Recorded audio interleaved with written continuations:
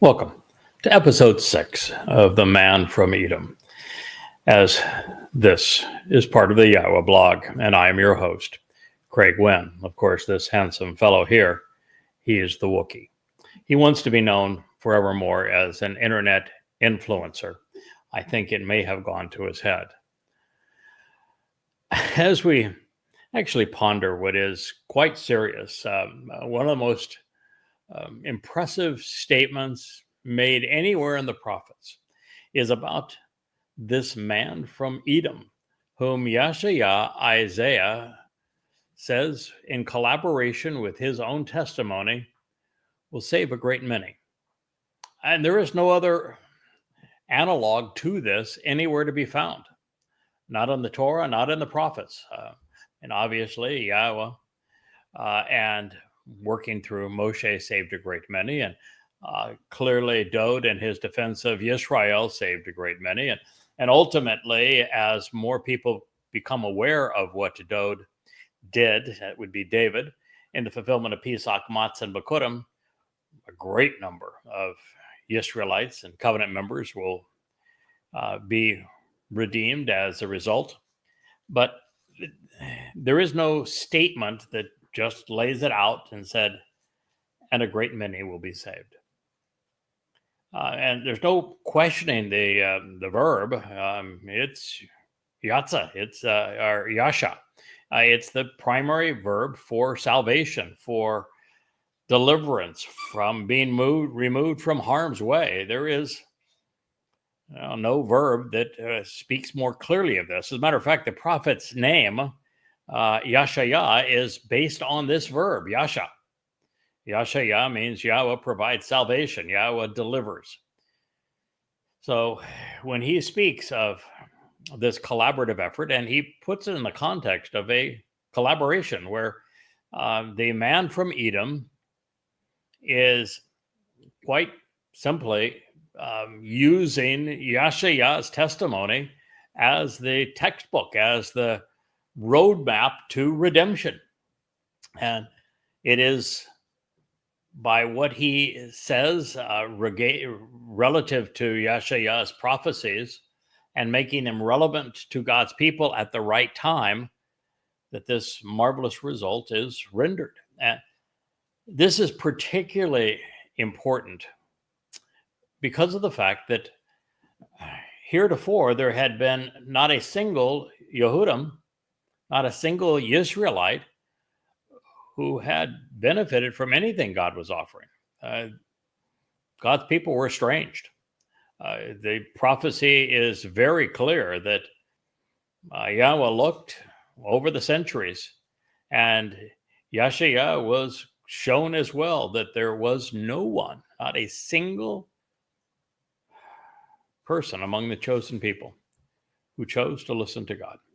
Instead, Yehudim, Jews, through their religion, Judaism had written Yahweh out of their lives and erased his name. So this is really a big deal because we have gone now almost 2,500 years since the last time that anyone would be saved. Yeshua is duly impressed and also duly disappointed. He's disappointed in his people for making it so difficult, for it taking this long, for being a hindrance, for themselves really not being part of the solution, for God having to go outside of the tribe and find a goy that was willing to do the job. And so the prophet is disappointed, and yet he's excited that at least the job is being done. And you can almost tell that he senses that Yahweh made the right choice. Not that God really had a choice, but in using a goy, a nakar, a observant foreigner, as his choice of Choder and Zeroah, one cultivating the harvest, to get this accomplished. And I think it's particularly true when he realizes how dedicated this man from Edom is going to be. he saw what I have now experienced, which is over 100,000 hours of effort thus far. 24 years of dedication, almost every waking hour, to writing the 36 books that you see behind me, and now producing some 250 hours of video blogs as part of these live streamed programs. And it's not just time, because many people have devoted time, not necessarily to what God wanted done, but nonetheless, they've committed time. A lot of people should be doing time as well. But results, for the first time in easily 2,500 years, and maybe closer to 2,700 years, someone actually understands God's story from beginning to end and can tell it to you in a way that is compelling, so that you understand it and are in a position to make an intelligent decision regarding it as to how you would like to participate in it and become part of that story. So the last passage that we considered as we were concluding our last program read as follows. So when there was no one to provide any support, this is Zechariah speaking, my Zeroah, the strengthened arm, sowing and distributing my seeds, what I have sown, and cultivating a productive harvest. Well, he will deliver victory for me by bringing salvation through me, even though my disappointment and my emotional turmoil remain. Yahowah, Isaiah 63:5. He is still speaking of the man who comes out of Edom at this time. And this is now the second time that he has told us that there's going to be salvation delivered as a result of this, Yasha. The second time the verb has been used, and the second time it's been used in collaboration with Yahowah's work, his prophecies. And it's the second time we've been told that while Yahowah, Isaiah, is ecstatic that his words are finally beginning to resonate with his people, and the result he intended and God intended through him is being delivered, he's also exceedingly disappointed that 2,700 years was squandered, and that God's people, rather than being part of the solution, were part of the problem. There's also something here that we have discussed previously, but needs to be reinforced, which is that the Edom Part, which is the bloody red man of the earth, who is productive and fruitful, and the man from Edom dressed in red, the same individual. And the common denominator up to this point has been not only that he delivers salvation by working with Yahowah in the way God intended, but also that he is the third and final Zeroah, specifically the one tasked with the responsibility of cultivating a productive harvest, both on the upcoming Katsir of Shabuah, which isn't very far away. It's 14 months from now. In fact, a little less than 14 months as we sit here today. And it will occur on the Shabat of May 22nd, 2026. At the very beginning, the outset of the time of Jacob's troubles, of Israel's confinement and tribulation, if you will. And again, the next gleaning will be on Towrah, another Shabbat, an evening of September 23rd, such that olives will be gleaned, where on Shabuah it is a wheat harvest. And this all leads to the ultimate sacrifice of the man from Edom, which is why he's dressed in red, and the Edom Part, the bloody red man of the earth, because he will volunteer to be sacrificed on behalf of Yisrael on Towrah as what is perceived to be the red heifer, to cleanse and prepare the adulterous woman that is Yisrael to be betrothed to her returning Messiah, who's David. This is the story that Yahowah has told, providing us with the textbook and the timing, and it is the one that I've been asked to fulfill. So as we continue to contemplate this, we must grapple with the realization that the Machiavellian notion that the ends justify the means, or said another way, that all's well that ends well, is neither valid nor moral. Too much, in this case, has been lost, with billions of souls needlessly squandered. Yes, Yahweh is intervening to save the day and reconcile his relationship with Yisrael. And yes, he will do so through the man from Edom, in collaboration with Yahowah's prophecies. But it shouldn't have been that way. Israelites have been so indignant, so rebellious for so many thousands of years that, well, Yahowah realizes that a different approach was needed. Because had Yahweh not intervened with the man from Edom, there was no chance that Israel was going to change at the last minute after 3,400 years of being recalcitrant, of being rebellious, of being irritating to God, of telling God to shut up and go away, of erasing his name, of denying his son and our Messiah, of misappropriating the Moed Mikre, of failing to understand the terms and conditions of the covenant, being over 200 years off in their timing. There was no chance that the pieces were all going to suddenly fall into place and they would see the big picture and be able to respond intelligently had God not intervened this way, specifically with the same individual who in the 11th chapter of Yahowah is called the Choder, whom Yahweh imbues with his seven spirits, including the spirit of Yahweh, spirit of Chakma as well, which is wisdom, the ability to be able to process information intelligently and to form reasoned conclusions.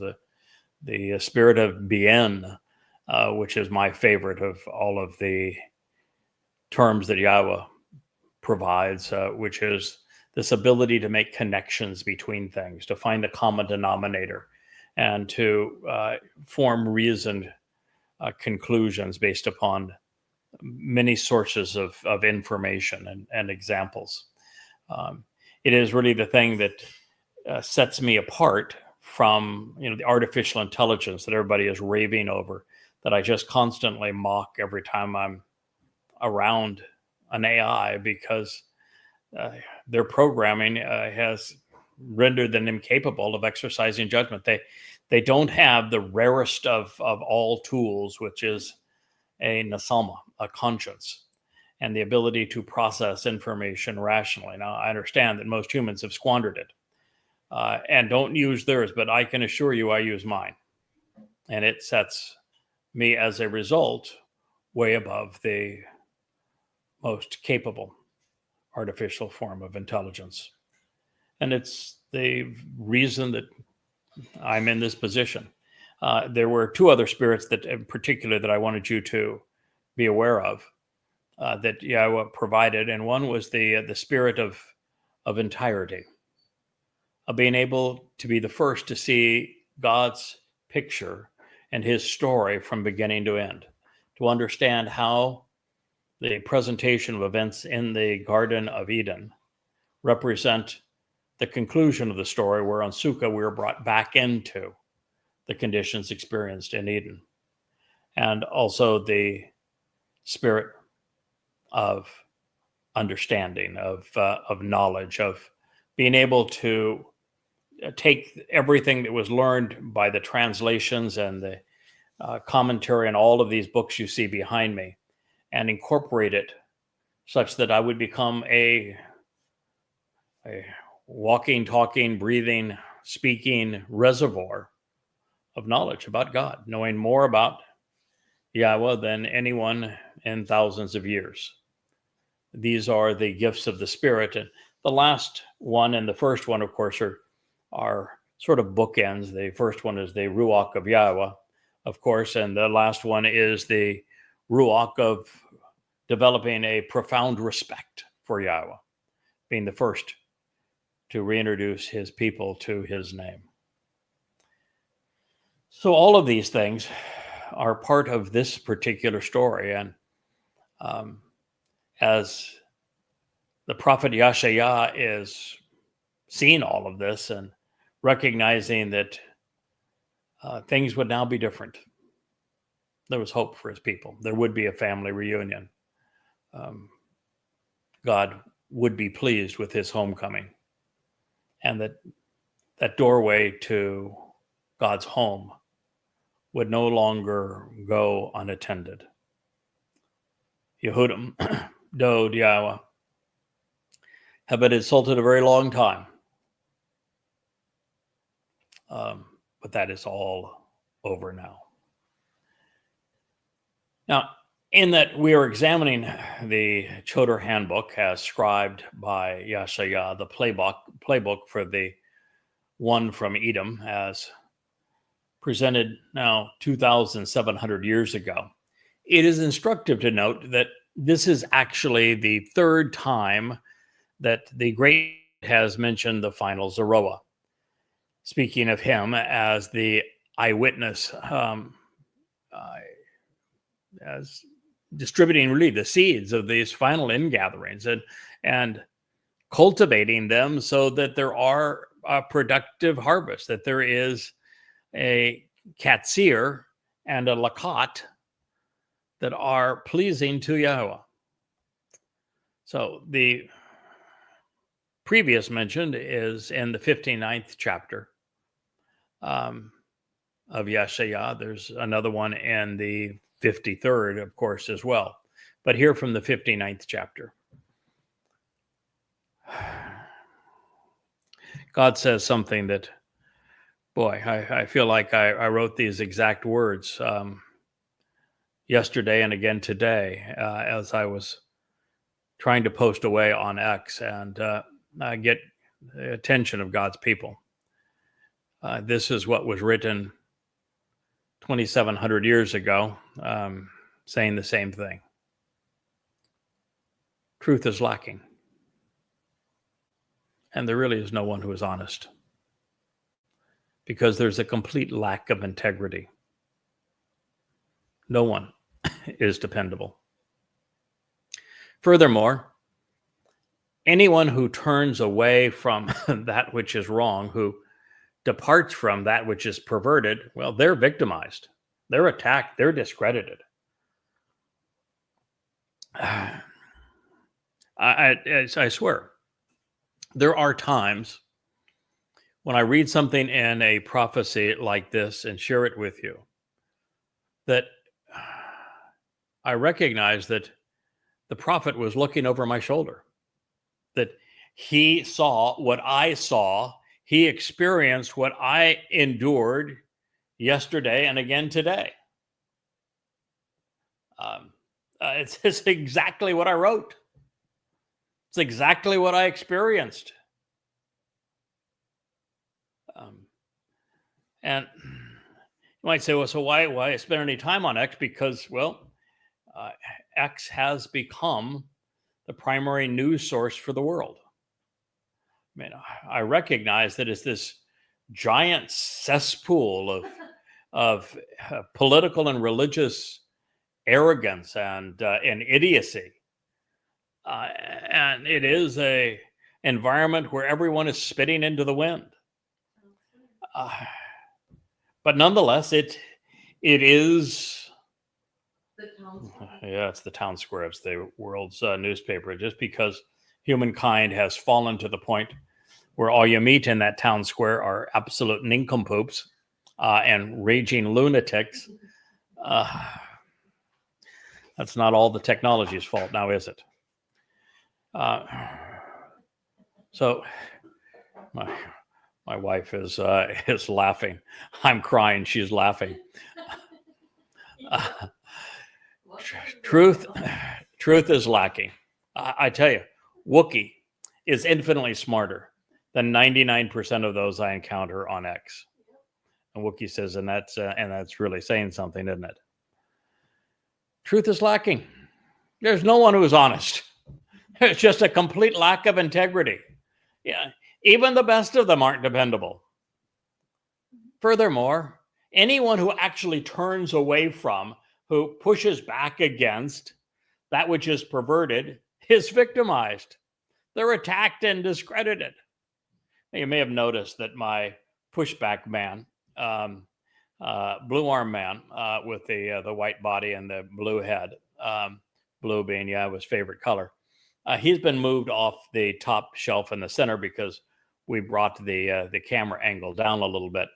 And so I like the symbolism of a blue arm man who is now over my left shoulder, camera right, because he's not Atlas. He's not trying to hold up the world. No. He's trying to push the world away. He is doing what Yahowah says we must do. Push all this rubbish away. Keep it at bay. Create this lane through which we can communicate honestly and forthrightly, so that we're just not covered and smeared and slathered with the stench and stigma and the stink of progressives and their political platitudes and their religious and their just outright idiocy. And you can handle the truth to any one of these people on a silver platter, and they would just throw it back at you. They're mad at you. And so somebody, boy, if I ever found it here recently, that the harder I try on that platform, the fewer followers I have. So I probably have 200 posts over the last 2 days. And I've gone from just shy of 1,000 followers, which I guess wouldn't be bad when you consider I've only been doing it now for 3 months, to 980. Back last time I checked, it was in the 990s someplace. But every time you share something with people that is profoundly true and helpful to them, you just watch the clicker go doom doom doom doom doom doom doom. So this is the world we live in. I don't have a choice, however. I was assigned this mission. When Yahowah asked me to do this, he did not say, hey, everybody, it's just going to love everything you say, and you're going to be received in open arms, and the world's going to be, and my people particularly, going to be so grateful for what you've said. No. Well, listen, when Yahowah himself was there with them, when he spoke directly to them, when he revealed himself through his light to them, they told him to shut up and go away.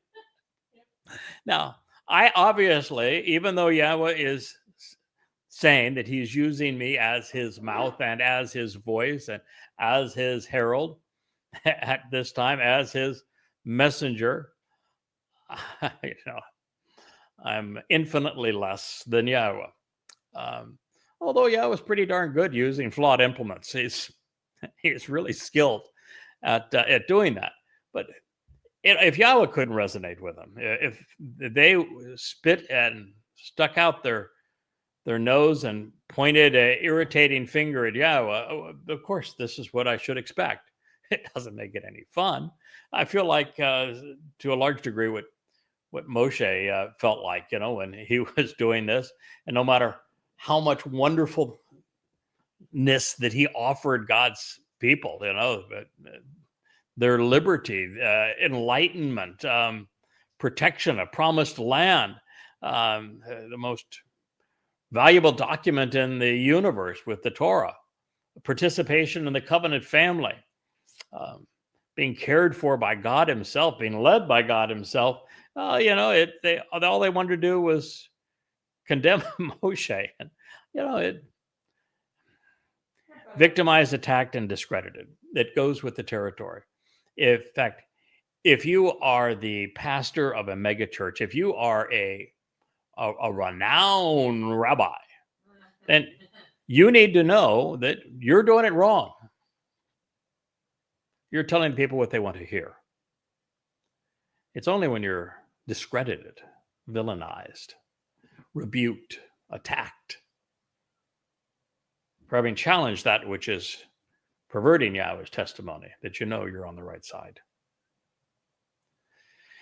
When Yahweh witnesses this, well, it's not good company.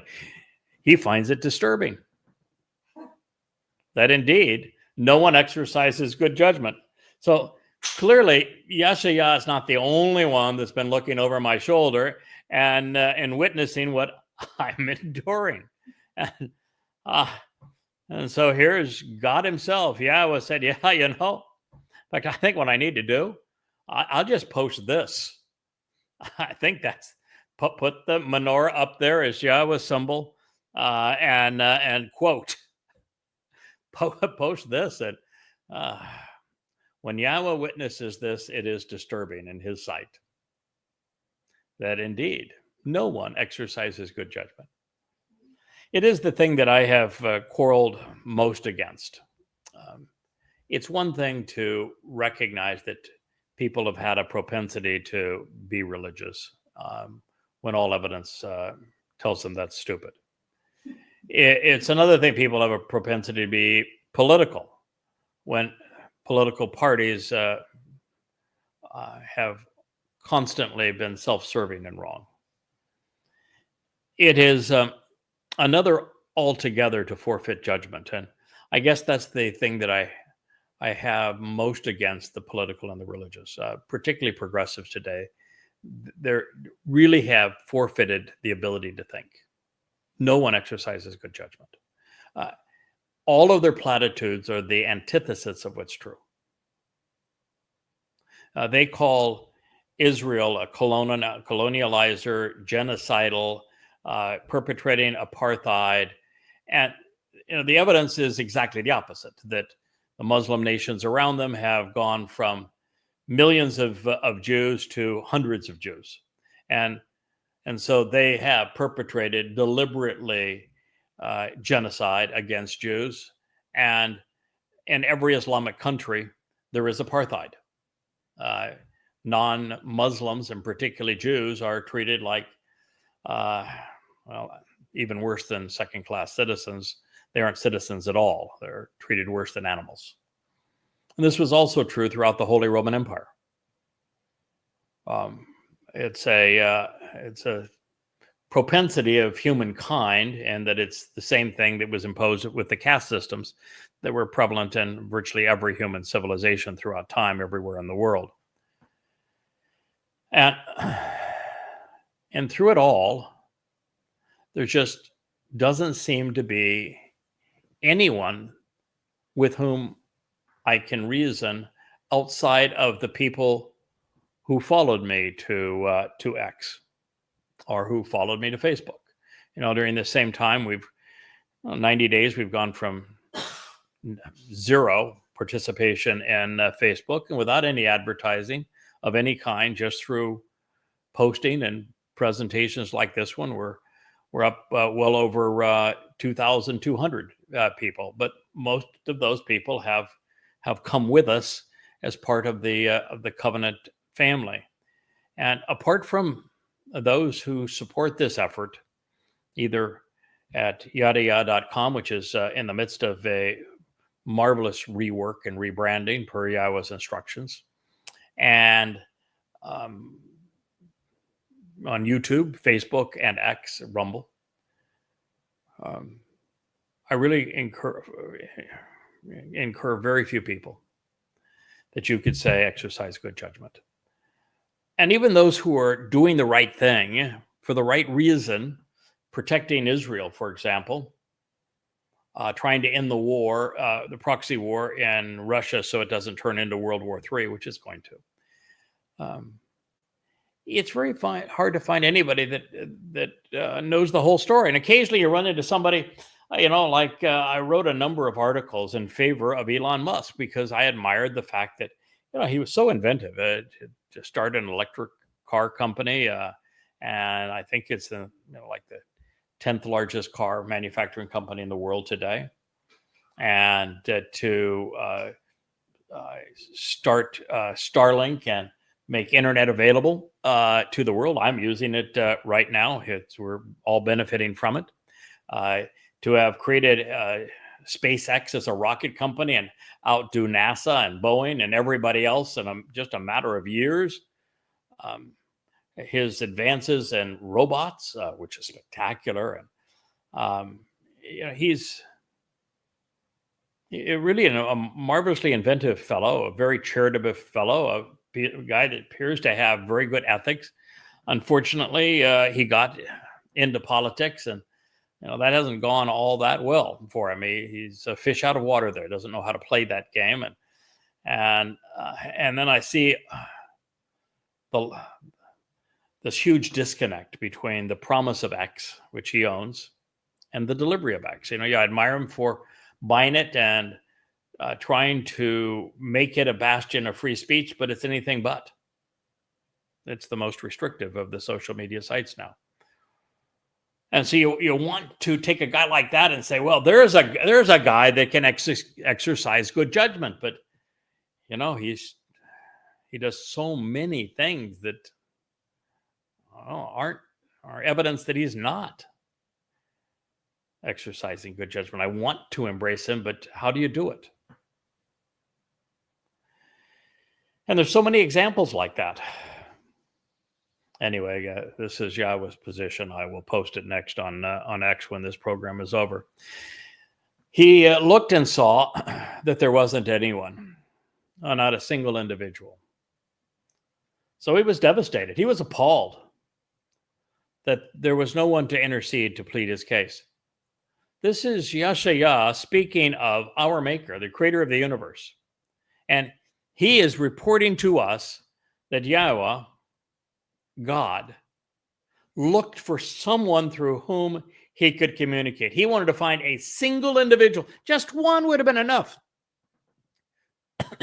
that could intercede to plead his case. He could reintroduce his name, to tell his people, he's really a nice guy. He wants to do what's in our best interest. He's offering us the ultimate deal. He's trustworthy. He's kind. He has a plan, and he has invited us to participate in it. And yet, God couldn't find a soul. And his response to that was to let Yahowah know that he was devastated. He was appalled. He was disgusted with all that he had said, with all that he had done, considering who he is and what he was offering, and yet on a planet, at the time I began this, of 6 billion people,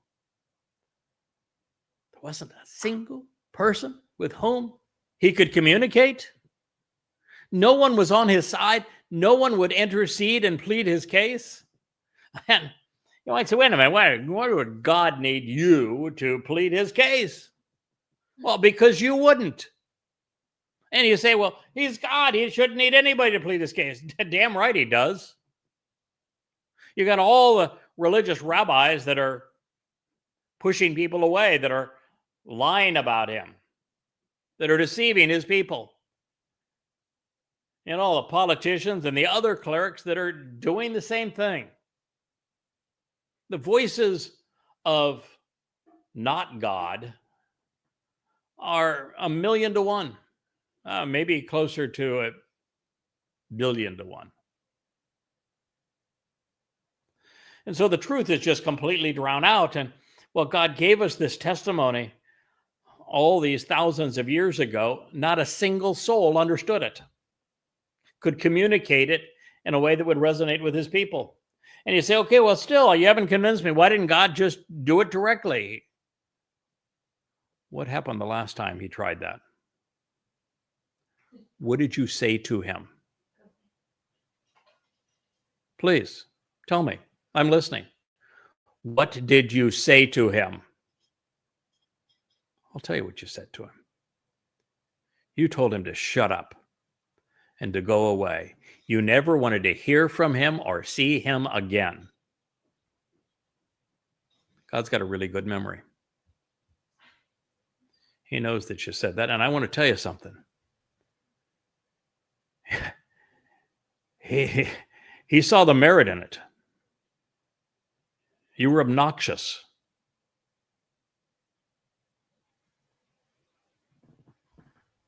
And so God was given no choice but to either completely ignore you forevermore or to find someone to plead his case throughout time, particularly when it was needed most. Moshe, for example. Shamuel. Dode. Yirmiyah, Yashayah. Of course, the last were Yoel, Zechariah, and Malachi. And then there was the Choder. Now, it's not fair to suggest that the Choder was some gem out there, that he was some great find just waiting to be put into action. It wasn't true.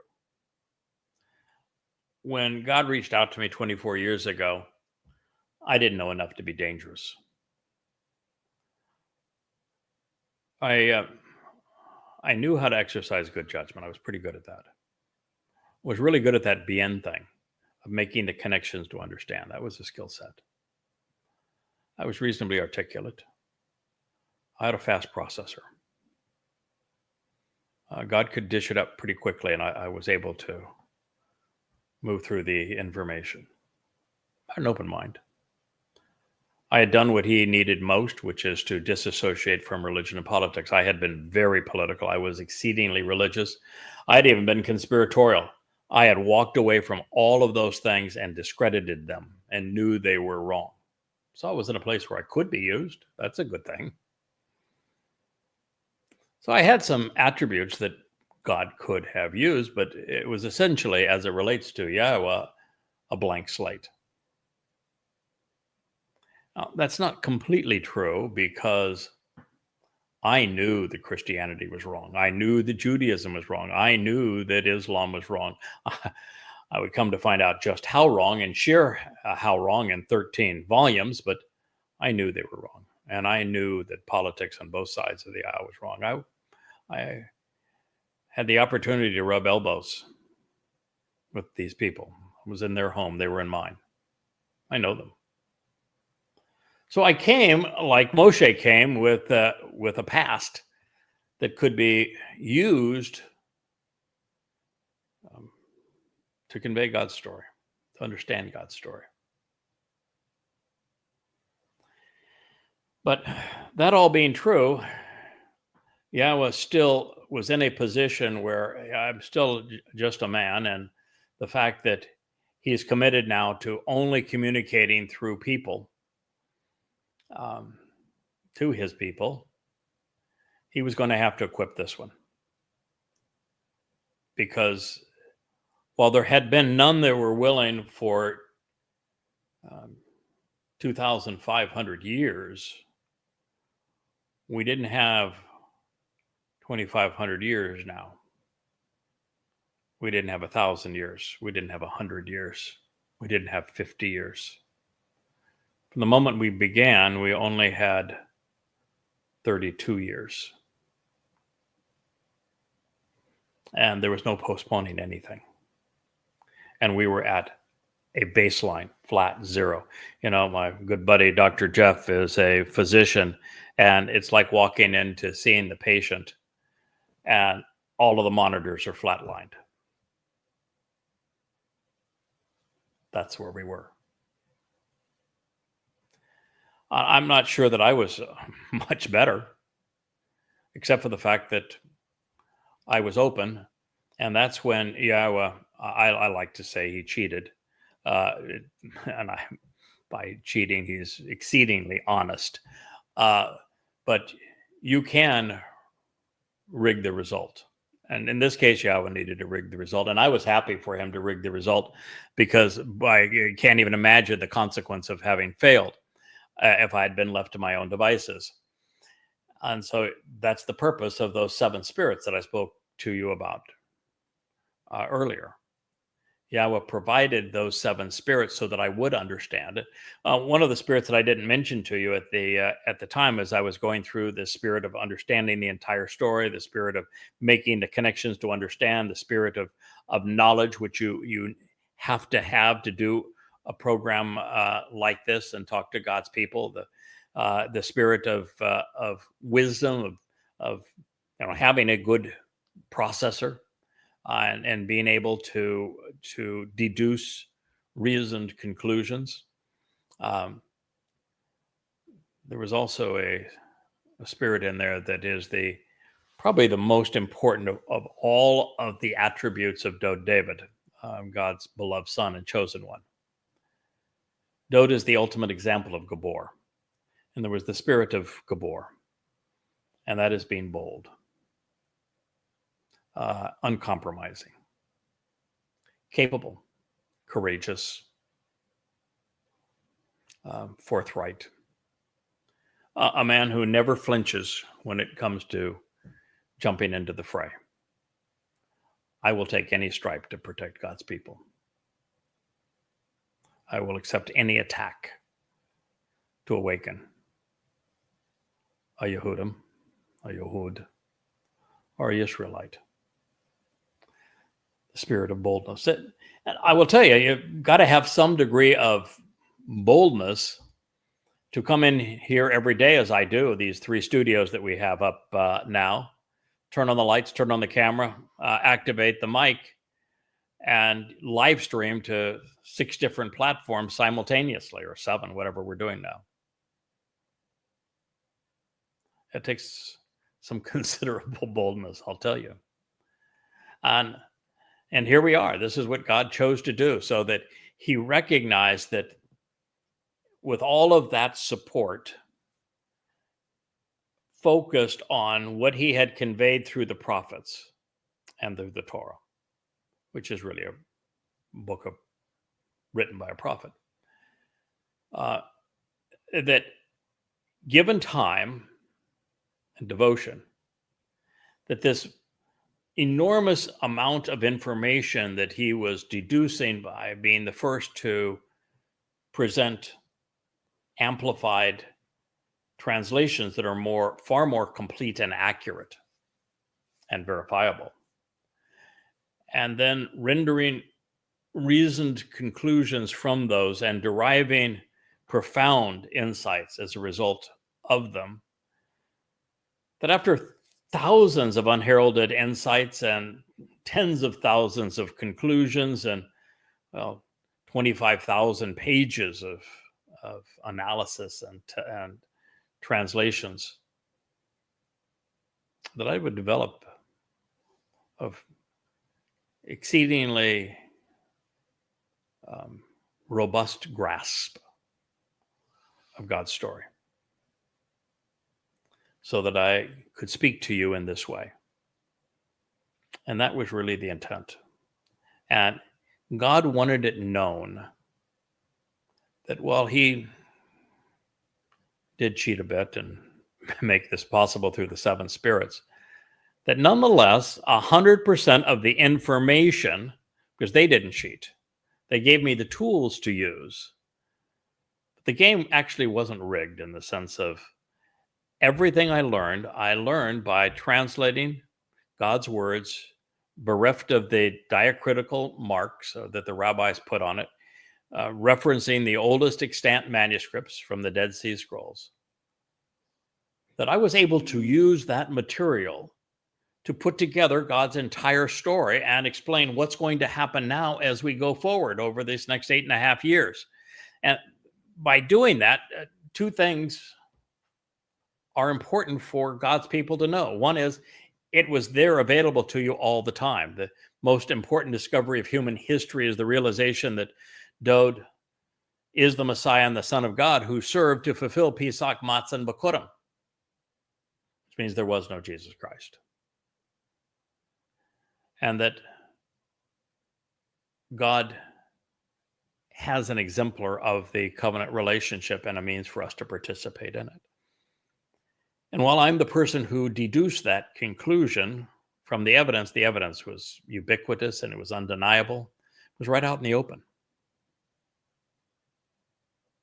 So by making it this way, such that I could explain everything by, just like we're doing now, reading from the prophet who wrote the textbook on how to be a choder, how to succeed as the man from Edom, then I'm put in a position where Yisrael, Jews, know that this was available to them all the time.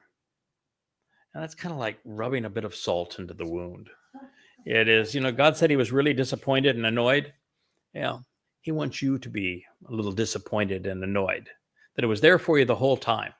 And that a goy figured it out even when you couldn't. Revealed to your people in your language, and a goy figured it out when you didn't. He's rubbing salt into the wound. Now, salt will heal a wound. So that's probably a good thing, but it's irritating, and he wants you to be irritated. He's irritated. You need to be irritated enough that you change. The second reason is also really ingenious of Yahweh. He is very smart. And that he realized that heretofore he has communicated through prophets. But the reason he communicated through prophets is the last of them revealed his prophecies in 447, 448 BCE, 2,500 years ago. And we can read what Malachi revealed and see those prophecies being fulfilled before our eyes. And there are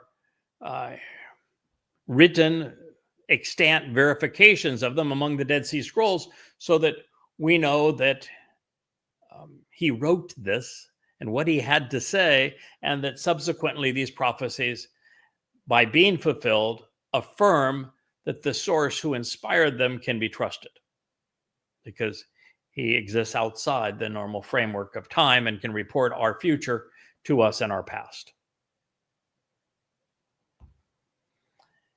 However, guess what we don't have now? The very thing that I told you was the reason God had to intervene at this moment, the reason that Yashaya is cheering this final Zeroah. What do we lack now that there was plenty of then? Time. And what is the catalyst that makes a prophet? Time. And so without time, it would be useless to have a prophet. There would be no way for God to validate anything that I'm telling you. But because everything I'm telling you was validated in his proven prophets, then you know it's all true.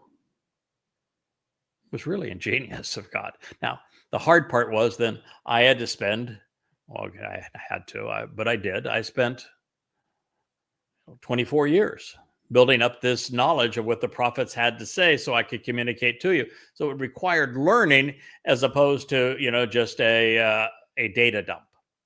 Now, that happens to be the more enjoyable way. And by learning it, you own it. You become a living reservoir of that information. And so it is a superior choice. It's an investment, a commitment of time. And for God to prevail, he needed someone who would be willing to intervene, who would plead his case in this way. So going back to the 59th statement, if I may, I'm ad-libbing here a lot because this is just all so pertinent, so relevant to our situation and to our relationship, mine and yours, that I just want you to appreciate everything that God is communicating here. Truth is lacking. No one is honest because there's a complete lack of integrity. And absolutely no one is dependable. Furthermore, anyone who turns away from what is wrong, who departs from that which is perverted, is victimized. They're attacked and they're discredited. And so when Yahweh witnesses this, it's highly disturbing in his sight that indeed no one exercises good judgment. He looked and saw that there wasn't anyone, not a single individual. So he was devastated, even appalled, that there was no one to intercede and plead his case. I cry for my God. I celebrate that he found someone. I'm delighted that he has found me worthy of his trust. I'm honored to have been selected. I realized that I had no competition, and so I got the job by default, but nonetheless, I got it, and I've been true to it. There is no one who could ever criticize me on the basis of not being devoted to this mission. I have given it my all, and I continue to do so. And while I'm pleased that we prevail in the end, I just think of all of those thousands of years where wasn't a single person, not even among the Jews, who would listen to Yahweh. People named Yahud, beloved of Yah, who didn't love him in return. The chosen people who wouldn't choose God. It's heartbreaking, isn't it?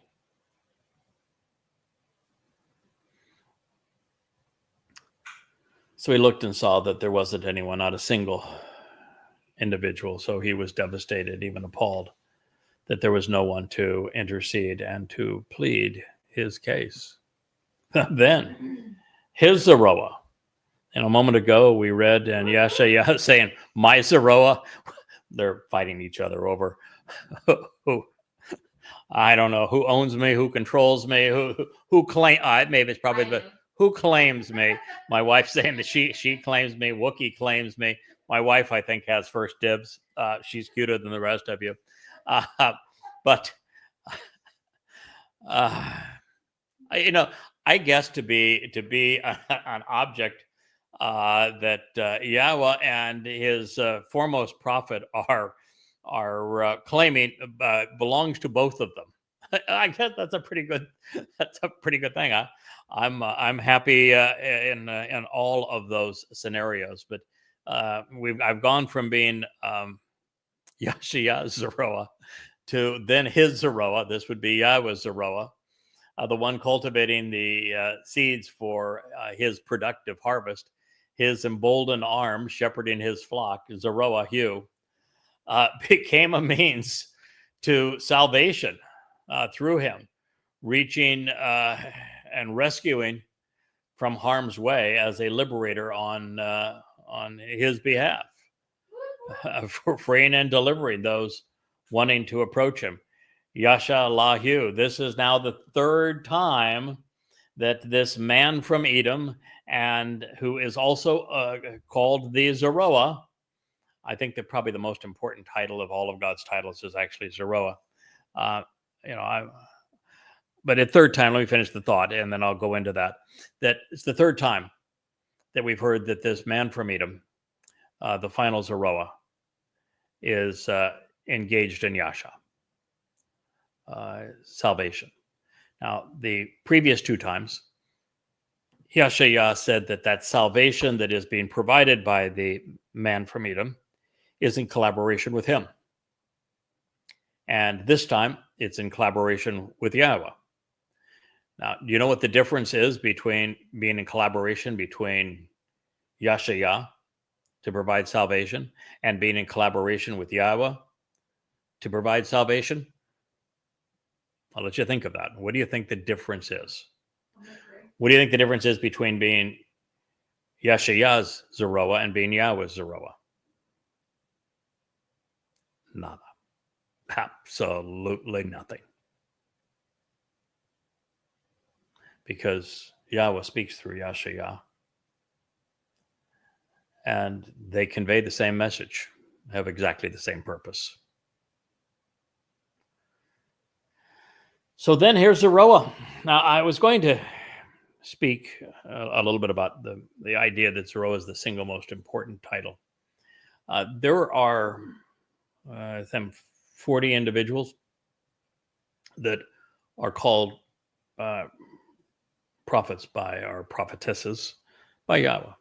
That's a rare group, but 40 is a goodly number. There are a number of people that are anointed Messiah. Though, of course, is the most prevalent of them. There are a number of men who are called Gabor and Gabora. Clearly, Dode is the most deserving of that title. There are a number of times that Yahowah uses the term Malach to convey somebody who is delivering a message for him. And so there are lots of kings.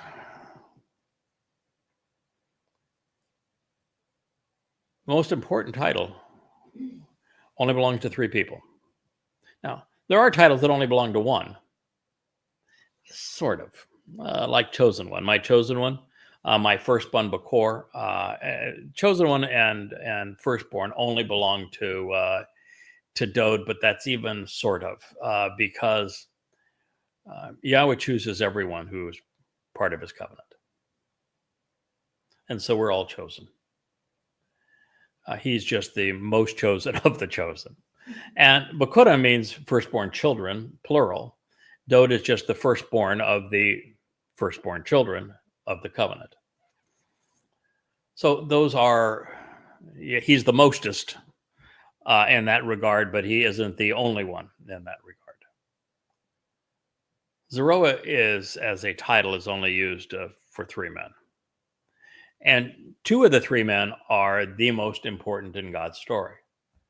So it does say that third guy, particularly with all of the prophecies pertaining to him, and the fact that he is really the focus of the book of Yahowah, it's not mean that he's important, but he reveals what's important at a time that is exceedingly important.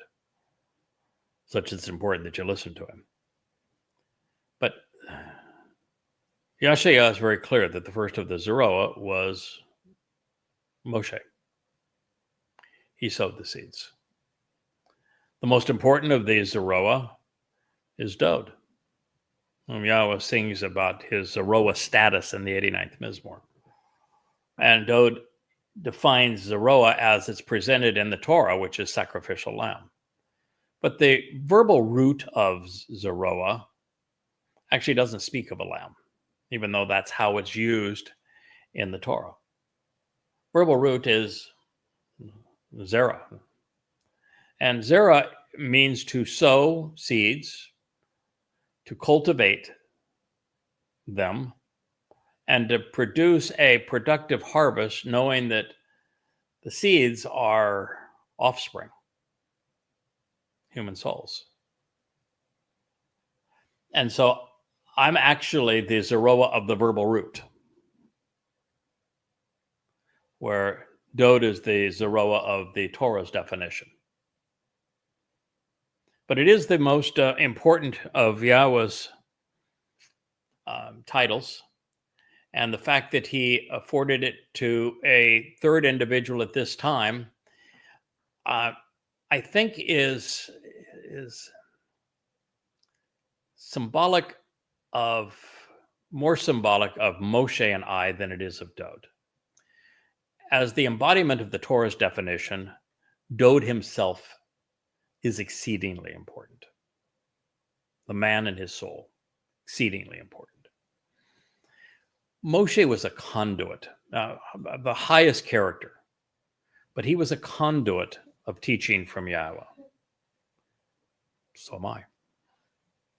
Now, the difference is that Moshe was a conduit of original teaching from Yahowah, and I'm a conduit of making that teaching from Yahowah resonate with his people at a time where they can make an informed and rational decision on the cusp of God's return. I might say that Moshe is the scribe among Zeroahs, and I'm the translator and interpreter among Zeroahs.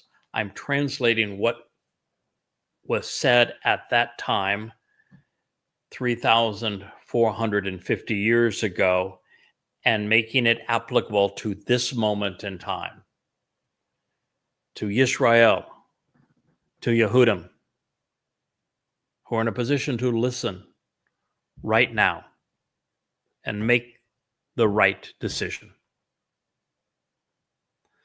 And so from that perspective, just as it was with Moshe, where Moshe is a man of exemplary character and intelligence and devotion, Moshe is not the message. He's the messenger. Dode is the message. And now here we are today, and I'm also a Zeroah as a messenger, not the message. And so that's a nice set of bookends, if you will, on both sides of Dode, Moshe and myself. I am, since Yahowah mentioned he was annoyed, I would tell him not to listen to this part because it would just annoy him more. But my wife, when she walked in my study this morning, she said, you know that the rabbis call Moshe a rabbi, slathering him with their title. It's just revolting. God is exceedingly angry. So then his Zeroah, the one cultivating the seeds for a productive harvest, his emboldened arm shepherding the flock,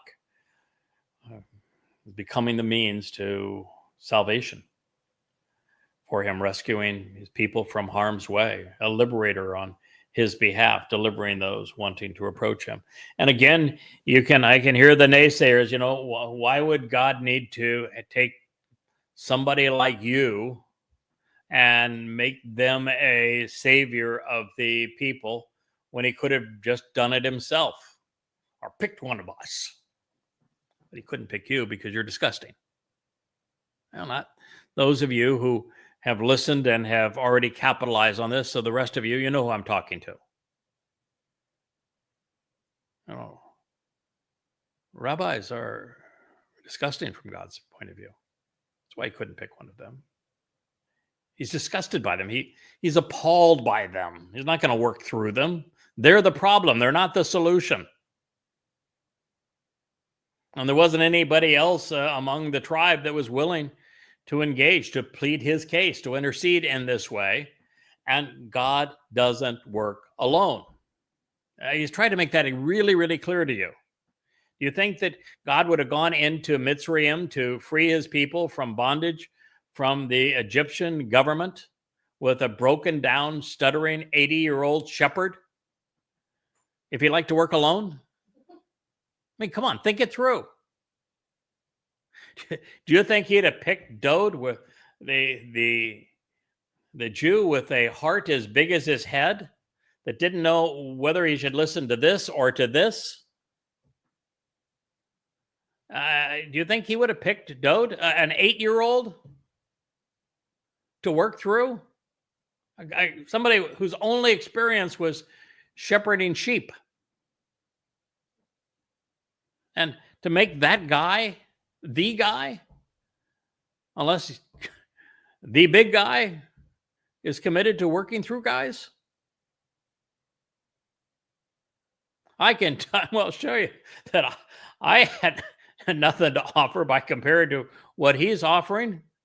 And yet he talks about our collaboration every which way in all manner of prophecies throughout his entire portrait of what he wishes to achieve. It's even before we get to the garden and we're talking about the fourth day of creation. You got the greater and lesser luminary that point the way to the fulfillment of the Moed. It's everywhere. And so you got to understand what the prime objective is of God. You know what it is? Now, those of you who are part of his family know the answer to this, so don't be blabbing it out. Speaking to the rest of you. What's God's primary objective? Sure as hell isn't to be worshipped. It's not to be prayed to. Doesn't want anybody bowing down to him. He doesn't want your money. He doesn't want you to be part of some stupid cult where you're dressed in black and wearing a weasel hat. No. What is God's primary objective? It isn't for us to obey him. It isn't for us to be part of halakha. What's his primary objective? Do you know? To conceive and raise a family.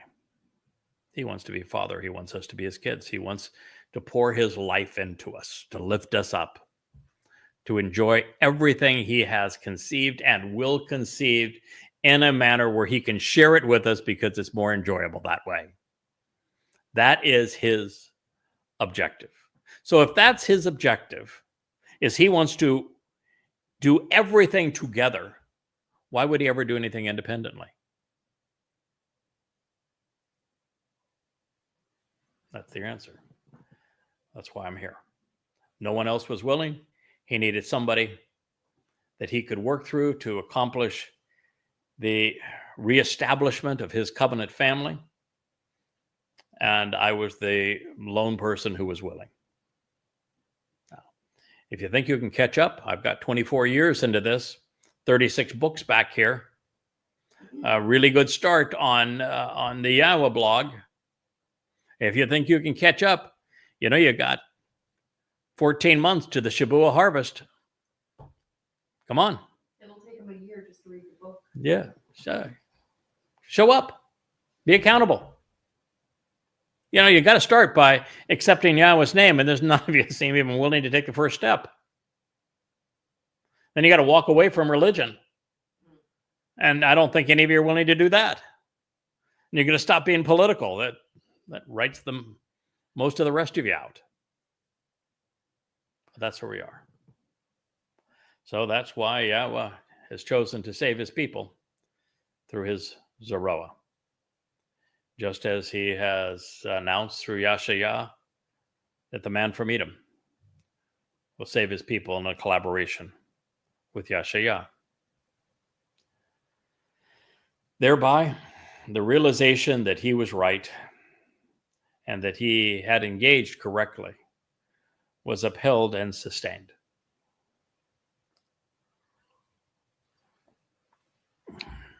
Who engaged? Who was upheld?